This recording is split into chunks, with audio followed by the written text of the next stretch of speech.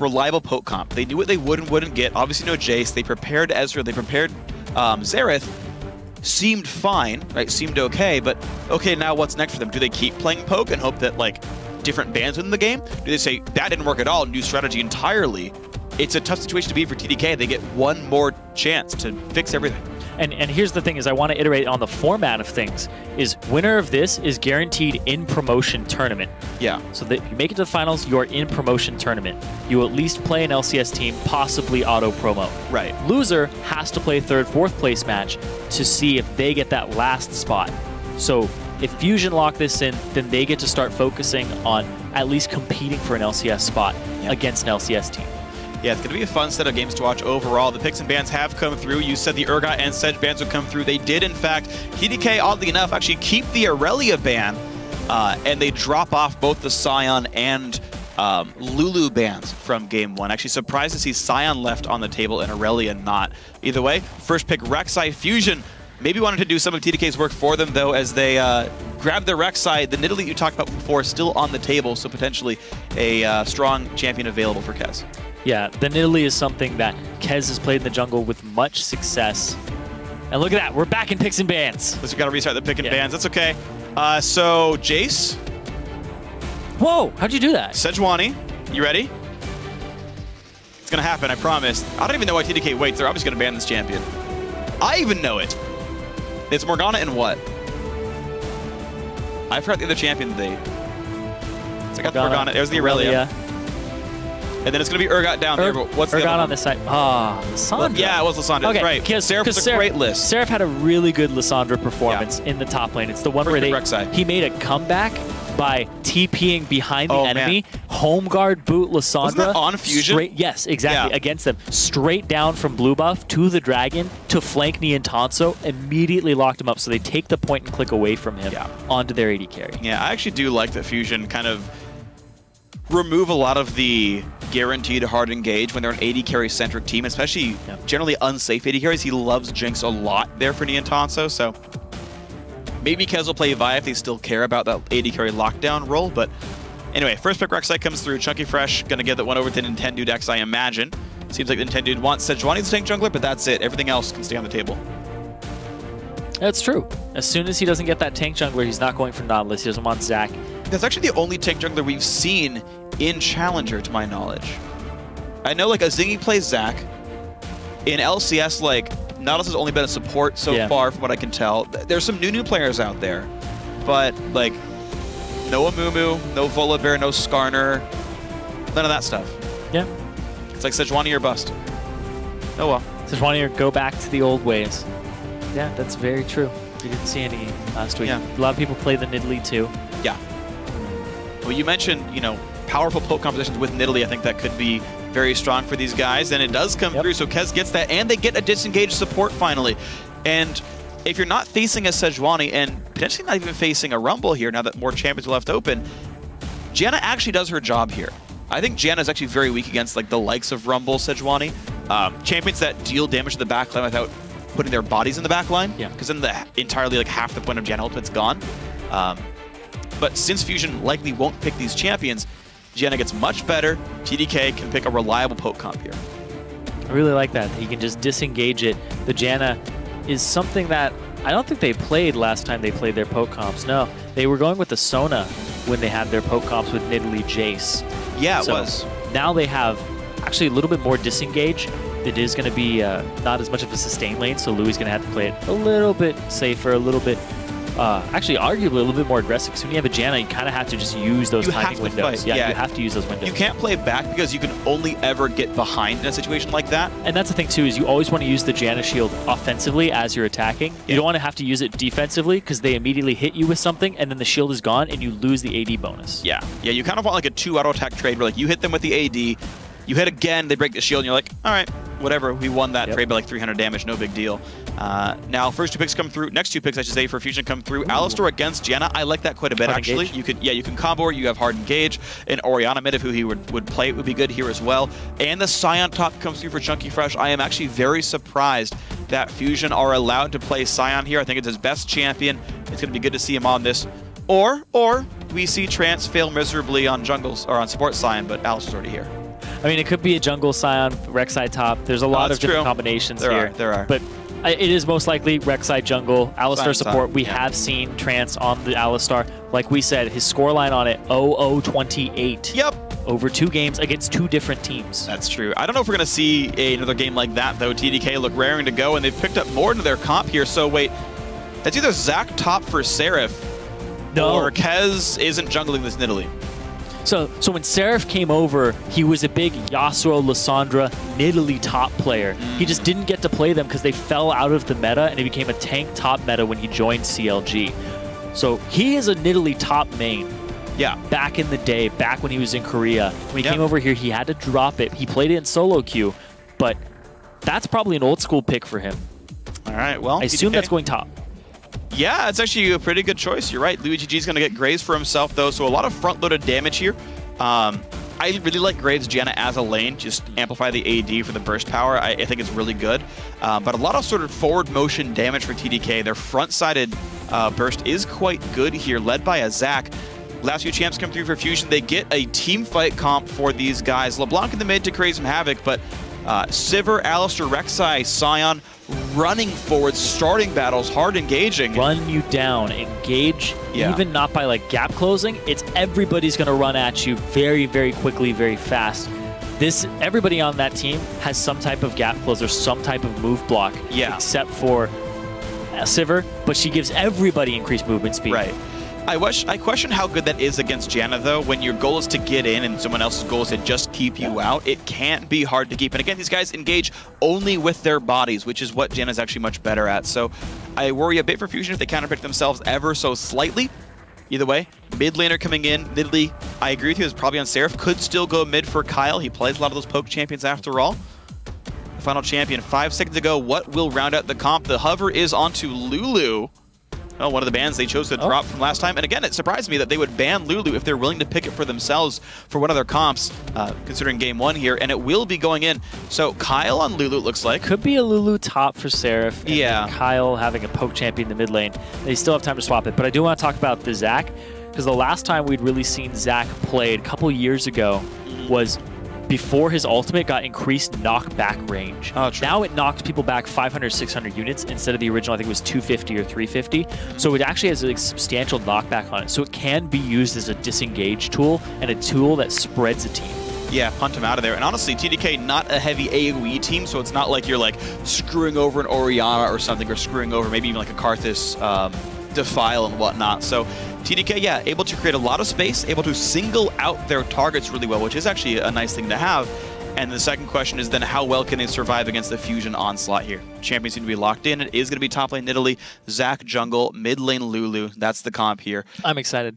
I'm excited for that top lane Nidalee. I want to see how Seraph performs on a champion that he's a huge advocate of, but he didn't get to play a whole lot and was pigeonholed previously. And it seems like they wanted to let Chunky Fresh play Scion a bit more. I guess a docile of a top laner here. 5.6 Scion, couple of nerfs. Still good in lane. We'll have to see how it goes. Sorry, docile maybe is the wrong term. Nerfs might not be the right term either. Technically nerfed in 5.6. All it did was reduce power.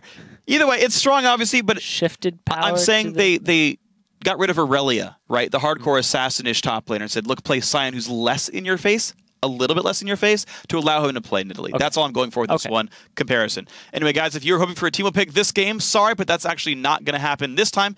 Did happen last week in European Challenger Series, though, and you can read all about that Teemo pick on lolesports.com. Yeah, the article titled Brain Freeze, Ashen Teemo? There's a question mark in the teleprompter. Details the success of the mid Teemo pick by Mouse Sports. But check out the article to see if their mid laner, So's Purefect, actually thinks you should pick him in solo queue. Definitely read that one and get his opinion on it. My answer is yes. I don't care what anyone else says. Teemo, best champion of the game. Keep that in mind, but we're going to They're running away from you. Look at the cameras. No, it's because you said that. Why would you do that? Teemo's the best. You deal with it, guys. Here we are in a game. Big old Zac.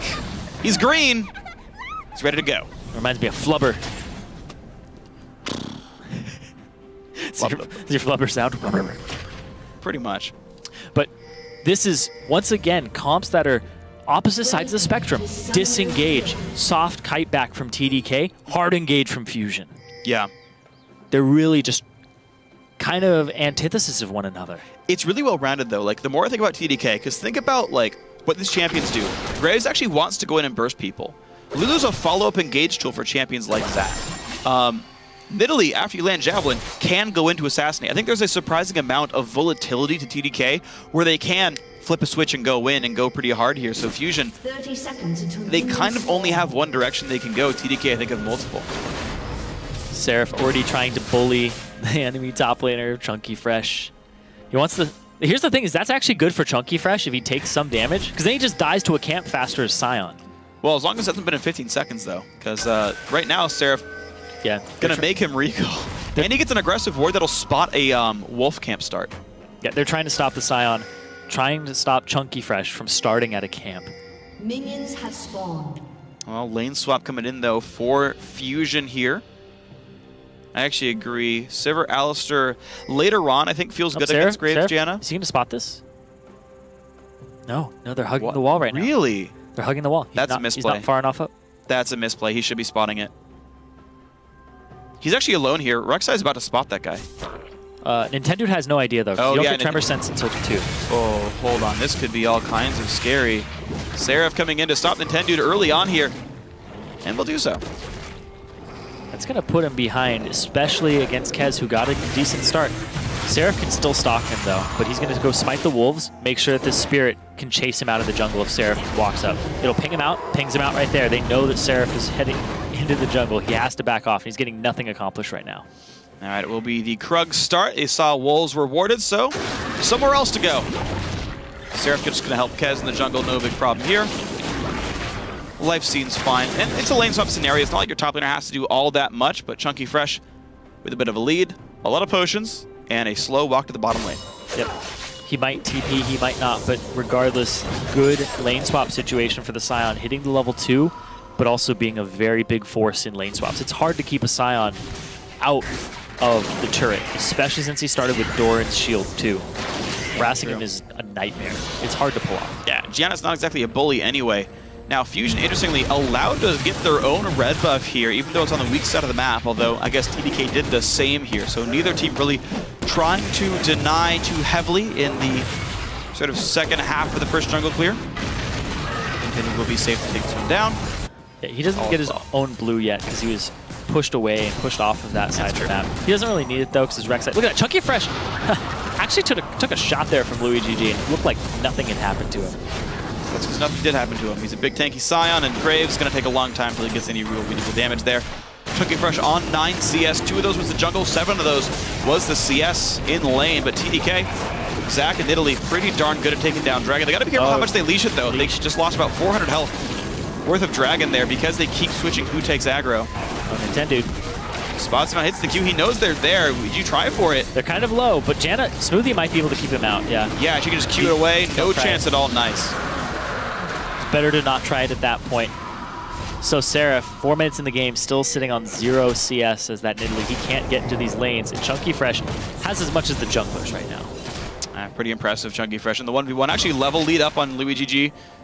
And yeah, quick draw for 1 auto attack. Not going to put a lot of progress down. So, Fusion here, getting a lot more XP right now. Chunky stayed in lane. Seraph got them a dragon. We'll see which one ended up being worth it so far as we get ourselves farther into this game. But man, this Scion's just going to be too big for Seraph to deal with in pretty much any time during this game. Yep. Got off to a really good start. Didn't get that one-on-one lane matchup because Seraph didn't spot the duo lane coming to the top. Yeah. It's one of those things too that you would kind of expect that if they were lane swapping, maybe they'll give a leash. Maybe you'll see the top laner double jungling. But it's Scion. He does his own camp. So Seraph really kind of misplayed in finding that lane. Yeah, pretty unfortunate here on Fusion. Sit 400 gold up as a result of all of this. Watch the mid lane matchup now, and Huhi actually looking very good early on here on LeBlanc, up 8 CS. He's even got the lane frozen under his turret. And Rek'Sai, by the way, pretty good ganker, and LeBlanc has good follow-up. So Kyle, without great ward coverage, has to respect this really heavily. It's true, he can't walk up. Huhi can always just engage on him, get the ethereal chains, get the gank assistance from Nintendo. Man, this is tricky. So TDK lane swaps back. Now they recall for pickaxe. The AD carry has an item lead. And in fact, they can force a bad recall by Fusion because they can always push in. TDK can. Which means they can actually build a lead, a secondary lead for Louis GG over Neon Tanso. But this 1v1 matchup down here, a 2-level lead for Chunky Fresh. Attempted gank and a freeze, by the way, as well. Life is hard for Seraph. But Seraph got a blue buff right now. I don't know how long he's going to keep it, but Kez handed their own blue buff off to him so he can continue to poke and try to harass in this lane. But like you said, he's 2 levels down. It's a big uphill battle, and even with that buff, it's going to be difficult. Yeah, I agree completely, but Nintendude, thanks to his lane lead, will be able to get some more ward control for Fusion as he takes down the 5.6 Scuttler and keeps the farm going. Once again, Kez opens up with Sightstone after the jungle item. He's not going to get much for this. He's heading towards that bottom side jungle, and it was cleared out by Nintendude. That's pretty impressive. It's really good by him. Like, just a note, yeah, my bot lane's winning for sure. You can't do anything about this. Take the camps away, delay Kez's growth here. I really, really like it. They're going for a back gank. He's going to come over the wall. They're going after Seraph. They're going to go for Seraph. They get the knockup and a little bit of damage here, forcing him to flash away. Seraph at half health. Oh, he's going in. Wow, a lot of damage on Nintendude. In comes Zach as well, smites him.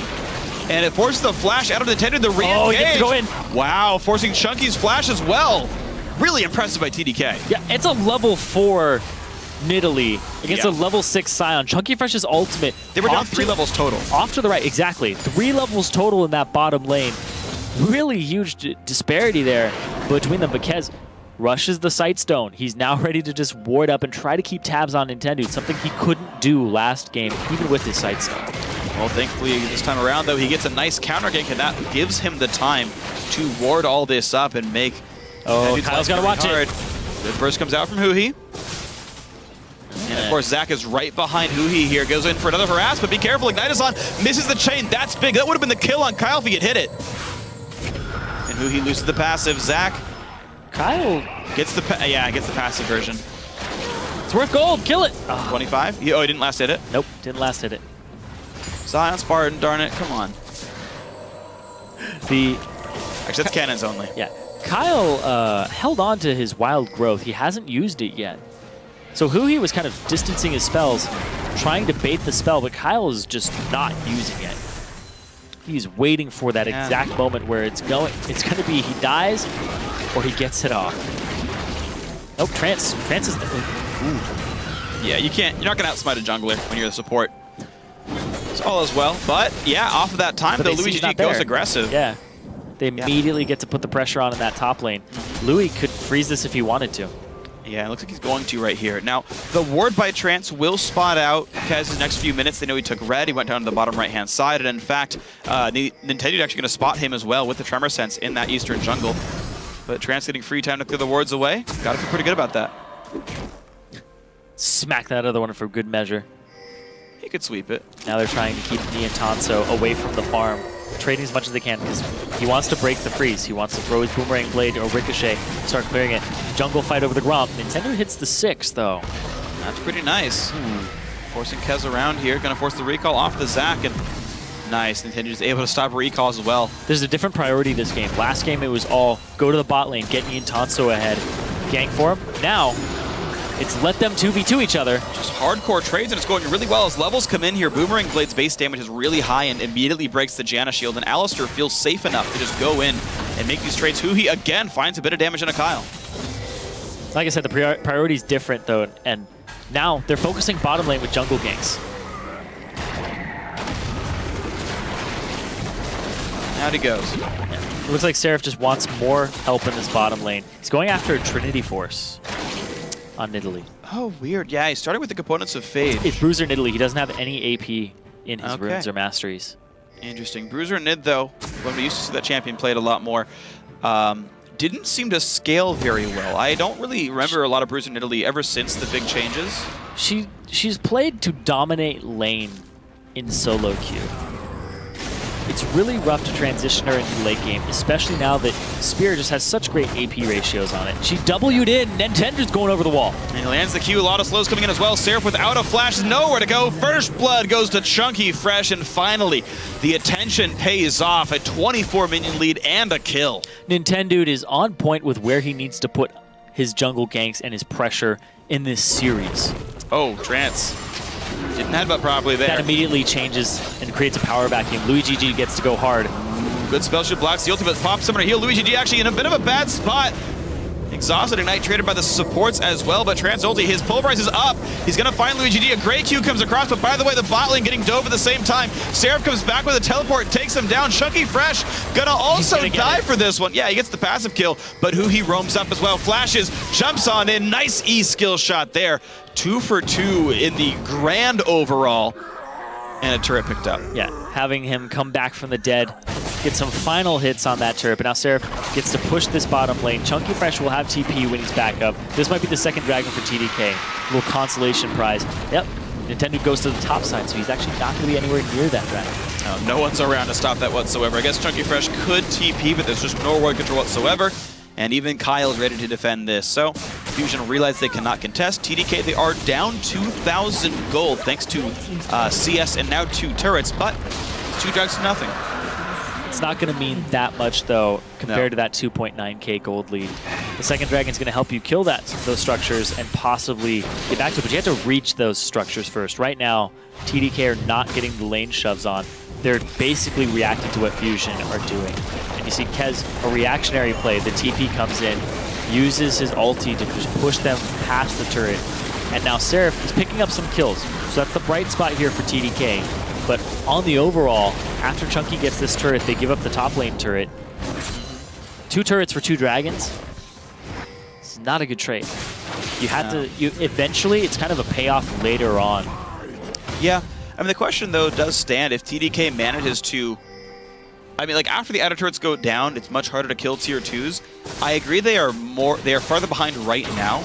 There is the occasional world in which that trade does pay off. Yes. If you're able to turtle for a while.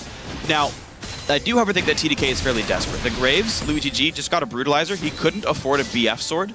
And so he's like, I just need power now. I just need to stop losing so darn hard in my lane. It's going to give him a pretty miserable late game going for this Youmuu's build. Considering they have no damage anyway. Oh man, that's actually pretty rough. Good root lands, the Ignite is on, and wow, Wild Growth is enough. Huhi can't get enough, but Trance sure can. Finds the headbutt, finds the Pulverize. Walks out safely. More fights going on, the double knockup. In comes Huhi one more time, guides the chain onto Kez. Kez should have passive, gets popped, but all of Fusion is here. Who gets the kill? Neon Tonso, I'm guessing. Yep, they back off. You're gonna go to the AD carry. Yep, they just like to funnel gold in the Neon Tonso. Oh, he punts him back! Wow, a whole bunch of damage in. Kyle flashes away. He's gonna stay alive, but mid lane's under fire. Kyle has no mana. He can't stay here anymore to wave clear or do anything. So this is gonna be another turret, the last outer turret for Fusion going down. Wow, what great play by Fusion there. The 3 turrets, just like last game, very quickly, they all seem to go down. Neon Tonso keeps going to wherever the weak lane is, or sorry, wherever a turret still stands and saying, we're gonna push this. And because Fusion's grouped up and they pick Engage, right? Before it was, we got Sejuani, now it's we have Alistar. They find the stuns, they reliably land them, the fights start, and they take down turrets because of it. And Fusion are looking very strong. They're saying, even though they're the lower seeded team in this matchup, that they dropped games off broadcast mostly to just recover the next day, to get their strategy worked out. And we've just seen this team grow over the Challenger Series. Nintendo wasn't there week 1. They had Mimo. Chunky Fresh and Trance have been getting adapted to the team and showing up really big. And now that they're all on the same page with their strategy of Nintendo, move around the map, get whoever needs the attention fed. And you can see it right here, going after Seraph again.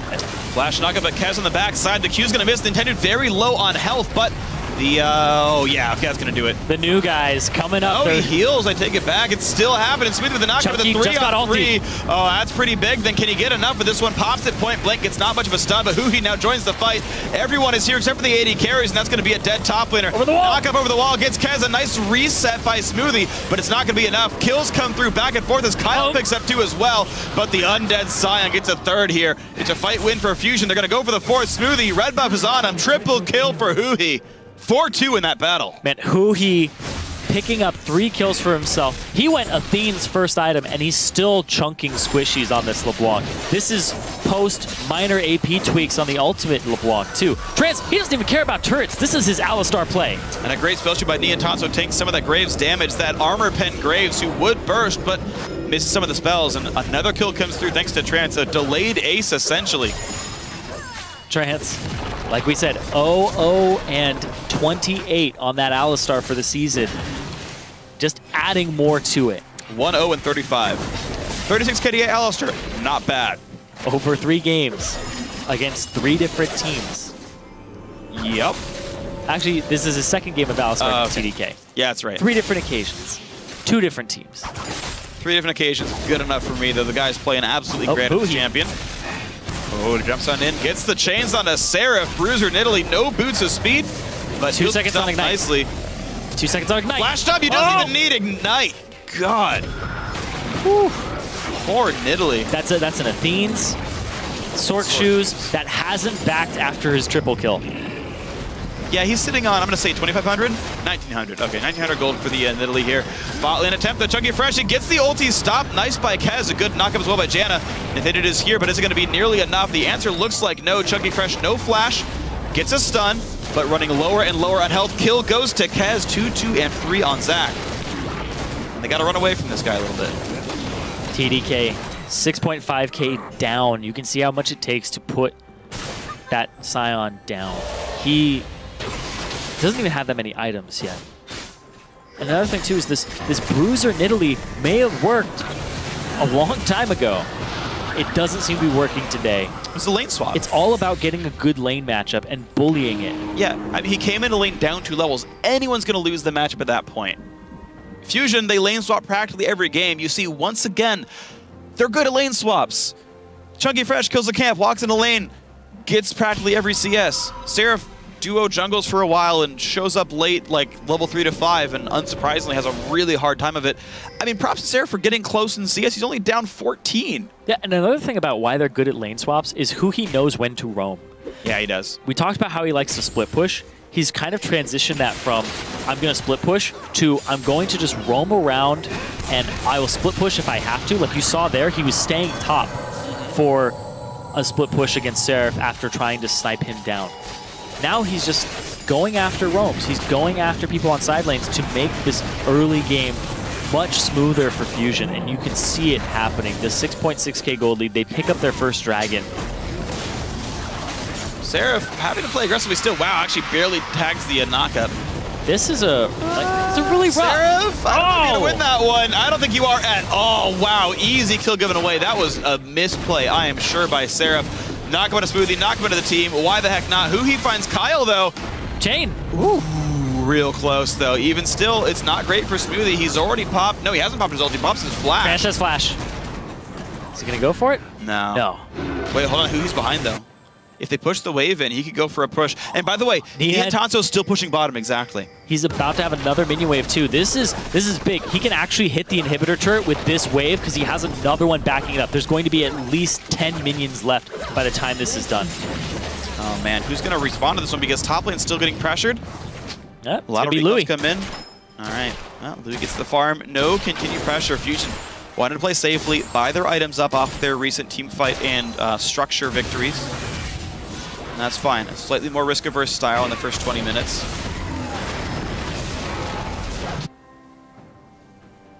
Ooh. Nian camping in the bush, just trying to create pressure with his own split push here as the AD carry. Louis doesn't want to stay. I mean, look, look at Louis' build. It's so heartbreaking. It's like, I really hope it's not Yomu's Last Whisper, because that just smells defeat to me. All right, Pickaxe was there for the first recall. He bought another longsword, though, after Yomu's. If it's only Armor Pen Graves, he has nothing but R in a team fight. Then who's going to do any damage at all? Nintendo getting jumped on, though. Counter-juggling without a team around. He's going to get popped. Yes, he does. Seraph gets a kill. Fusion occasionally giving these credits away, but it's an 8k gold lead at 19-20 minutes. They're going to need a lot more picks. We're talking about 6 or so. Yeah. Oh, he stopped it. That's aggressive because there's the turret still there. That's his flash for it. Yeah, I don't know if they're going to knock down this Scion who's on Frozen Heart Spectre's Cowl still, but they're going to keep trying for a bit. Yep, Seraph burns his flash, gets nothing to show for it. There's still a flash available. Oh, man. Trance roaming around the map on that Alistar. Lunk's close, too. He's still deathless. This is how much he doesn't care. He dodges it. Knocks in Seraph. Where's the pulverize going to come from? Flash away from Scion. Chunky Fresh is scared. Ooh. He goes in, but gets exhausted. This could be a good counter engage for TDK. Knockback comes in for Janna. Trance is separated. The ulti will end in a second. And actually, Fusion, very over-aggressive and now giving away 2 kills in a row. Kyle's still in the mix, gonna go for he's gonna get him! That's 3 kills in a row for TDK. They are clawing their way back in. Baron's up too, but they're not gonna go for it just yet. They still have to deal with Knee and Tonsil with their AD carry, so they're gonna actually just trade turrets now. Oh man, well, mid lane tier 2 better than top lane outer for sure. TDK getting to capitalize off of the over-aggression of Team Fusion. But how much can they really get out of all this? Couple of aggressive wards come down. So you're going to be able to recall and not get stopped. If he jumps right into Nien. Oh boy. That's maybe dead Seraph? Seraph? Yep. Red buff the Intanso. Yep, red buff, 3 crits, it looked like in that. And the fact that he has already the IE plus a crit item and attack speed, he's ready to go. He's ready to split push. And it's even static Shiv, just to wave clear harder.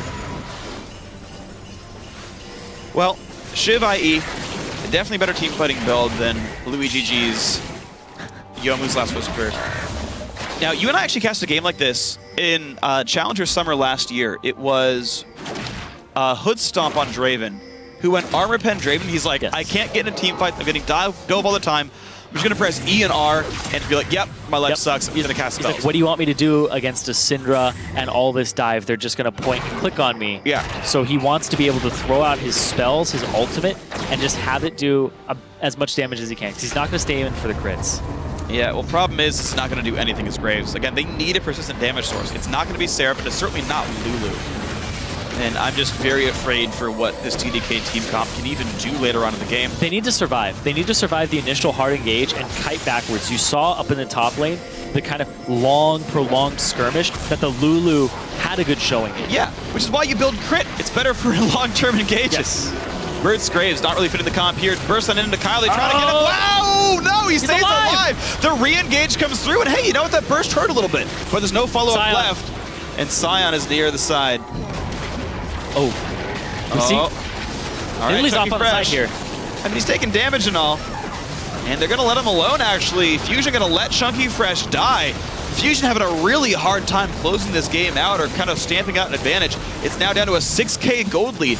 It only took 3 minutes to chop the gold lead into 2/3. And you can see the durability there from the team. TDK need fights like that, where they stay alive through the initial burst of Huhi.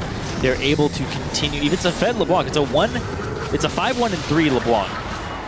Yeah. An amazingly high CS Knee and Tonso. If you can survive those crits and back off and then get the counter engage, you're going to be in a good spot for TDK. Yeah, Seraph's still getting farmed, still split pushing. TDK really not saying die in this game. Absolutely, they are not rolling over. They're going to actually get a tier 2 turret in the top lane. Seraph. A lot of split push here from him, too. Good. A lot of split push power in his build. This is a split pushing Nidalee if I've ever seen it. I'm pretty sure he's going Shiv next. Trinity Force Shiv, I think that's going to be the build we see. That's like a classic Gangplank build. Nidalee build. That's a Gangplank build. Where's the IE? No, you don't even buy that. Get a Hydra. Oh, man. No, you go IE just so your parlay crits. Nah.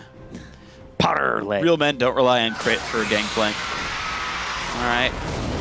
Rex the ulti coming in, Dude and Co. will take Dragon number 2. Looks like finally TDK realized they have to see map control. Again, they had gotten the first 2 Dragons kind of as payment for Fusion pushing turrets down. They had traded those objectives. But Fusion, since retaining map control, have just taken 2 drags in a row, unrelenting here. Yep. Tied that score up, and the turrets really haven't been equalized yet. And that's the thing is, whenever somebody gets an early turret lead and they give 2 turrets up for 2 dragons, I always think to myself, well, that team's not going to get a 3rd dragon. Because they're right. 3K down, the next team fight is most likely going to go to the team with the gold advantage. Because that's not going to give you too much in a team fight if you're just able to kill turrets a little faster. Yeah, that worked really well for these guys. The 6% AD AP from Dragon 1, not meaning enough, certainly. Yeah, because you buy a lot more with that gold spread across your team. I mean, I absolutely agree with you, and you're right. TDK was unable to kind of maintain that Dragon control because of the gold difference. Seraph, a ton of attack speed, though. I mean, I haven't seen Lily attack this long in a very long time. And LuigiG starting on his Infinity Edge now, so he's going to have some backing crit for it eventually. He will get that red buff for himself, but be careful because Trance is nearby. Janet disengage, but look at this. The Intanso, once again, he's split pushing on an 80 carry. Nothing I haven't seen before here. And that turret's getting lower and lower. The big part of this game is, can Seraph eventually duel Chunky Fresh and get advantages? He's going to go mid. He's going to get another turret. Yeah, it's got to be Huhi running down the map trying to stop this one. Seraph just clears these waves so incredibly fast. He's a menace. He's an absolute menace. It's really impressive seeing Seraph play in this game. We said at the start he was maybe the best player on the team. He certainly seemed to have a really good impact. And he's been really causing Fusion to do whatever he wants to do. They know he doesn't have TP because he TP'd into that last fight. As soon as they see him bottom, Fusion just gets a free shove. And if they get caught in this side of the jungle on TDK, yeah, that could be a Baron for Fusion. The difficulty, though, for Fusion is, yeah, you're right, the only play on the table is Baron here, and you got to be wary that TDK do have some decent poke available to themselves. Fusion, they don't have vision either, and they're zoning. It's going to be hard to get into that pit.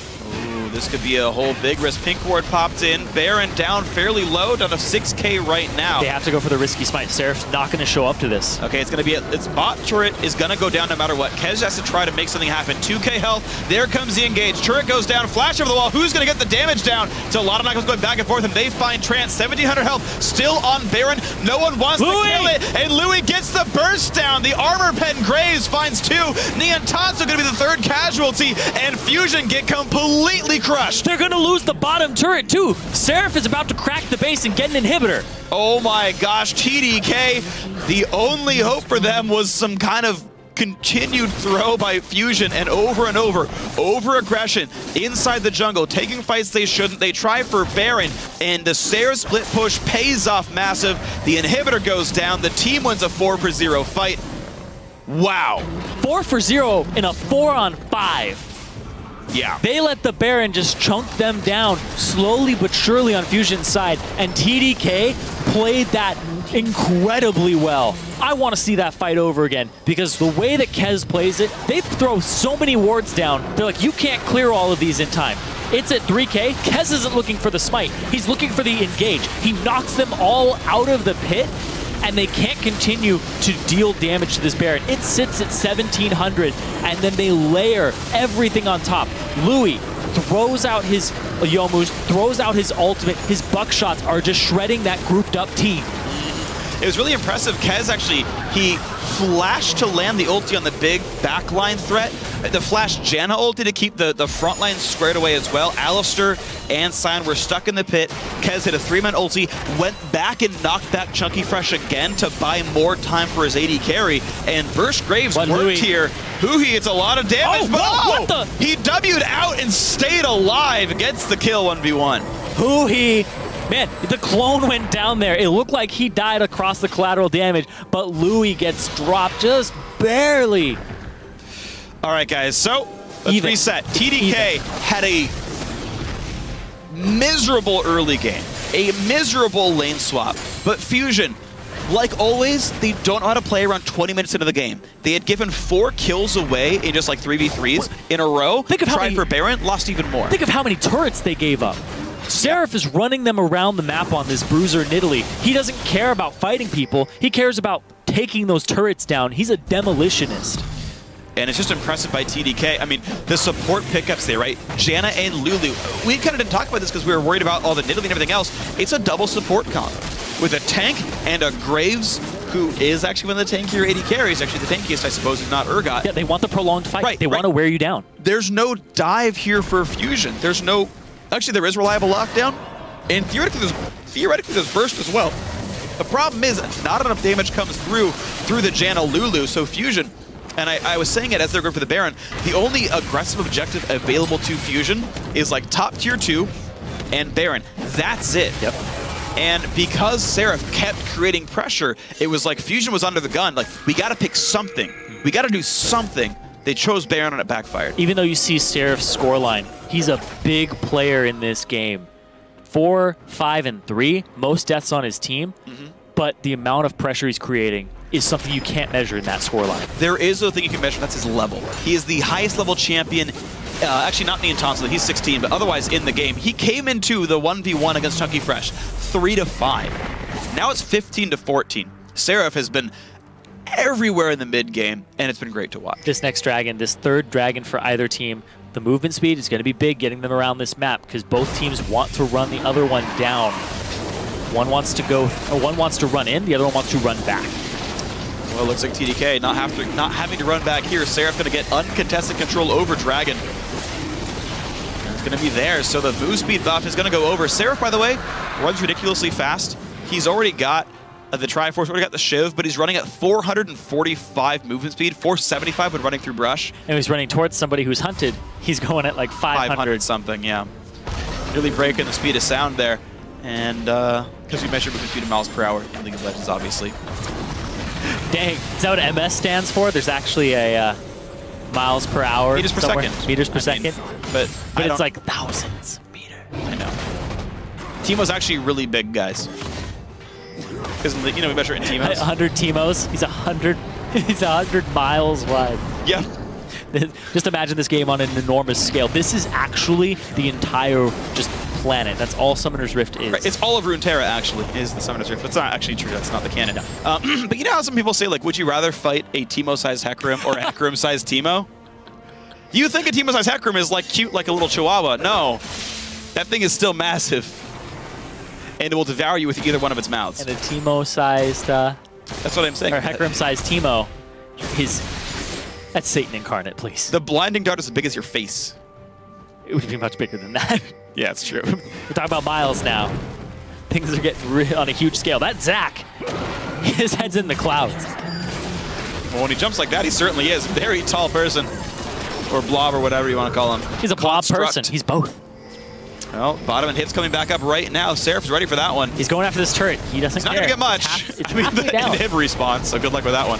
Actually, there's two people coming on him. Okay, so it's a 4v3 up here that go in on Trance, who pops the ulti and stays alive for now, but gets re-slowed. Niantanza pops the ulti.